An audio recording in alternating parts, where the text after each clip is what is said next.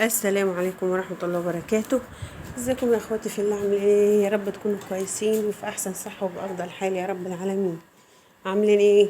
وحشتوني والله العظيم من اخر فيديو قدمته معاكم. قبل ما نتكلم ونقول صلوا معايا على الرسول، همنا وهمكم ايه؟ يزول ان شاء الله.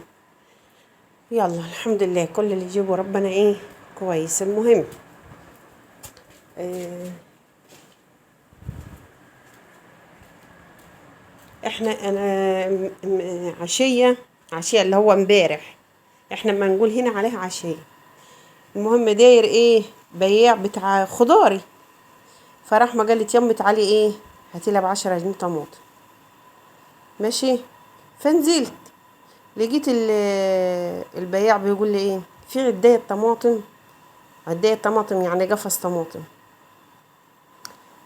معايا ومش غالي وكويس، يعني مفيهوش طماطمايه ايه مش حلوه تاخديه. المهم قلت له ايه يا عم؟ لا انا معيش فلوس ومش عارفه ايه. قال لي ايه يا ست احنا مش اول مره نتعامل مع بعض، خديه وخلي عنك خالص وهو مش غالي والله.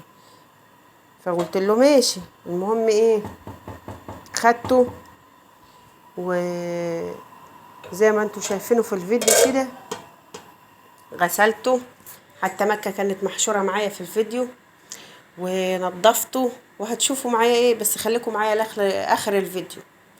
المهم يا احلى اخوات في الدنيا، خليكم معايا بالله عليكم بالله عليكم. انا عارفة ان الناس دلوقتي كل العالم كله دماغه في الحرب والنووي بس سيبوها على الله.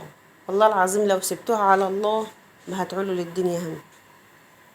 ارموها على رب العالمين اللي خلقها، الذي لا يغفل ولا ينام. لا اله الا انت سبحانك اني كنت من الظالمين. فسيبوها على الله. المهم يا احلى اخوات في الدنيا، بالله عليكم لايكات اشتراكات، بالله عليكم. عايزة اكمل الشرط التاني، ولو ان باين علينا مش هنكمله.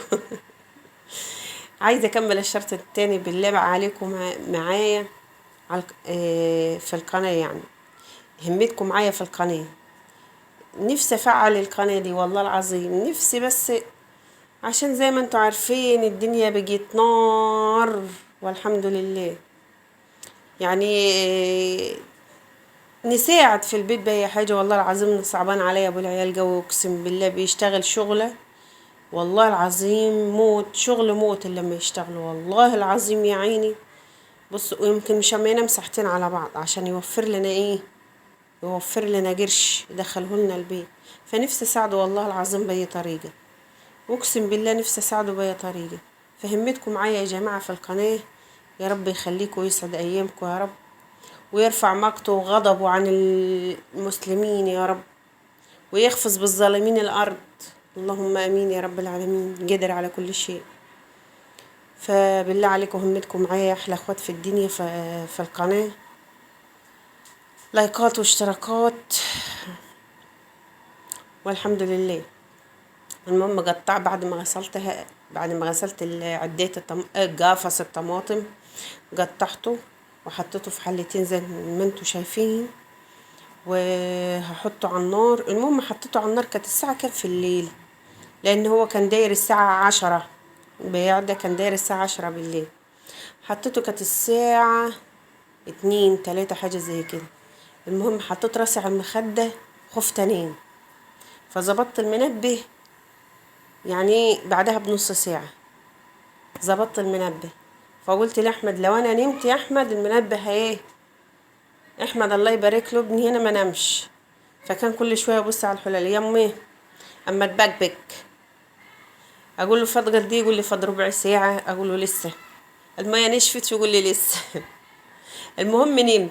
فجي صحاني احمد بعدها بنص ساعه، قال لي يا امي الميه بتاع الطماطم نشفت. فطفى عليهم الله يبارك له الاتنين. فعملتهم زي ما هتشوفوا كده، ضربتهم في الخلاط وصفيتهم من القشر و... وحطيتهم بعد ما صفتهم من القشر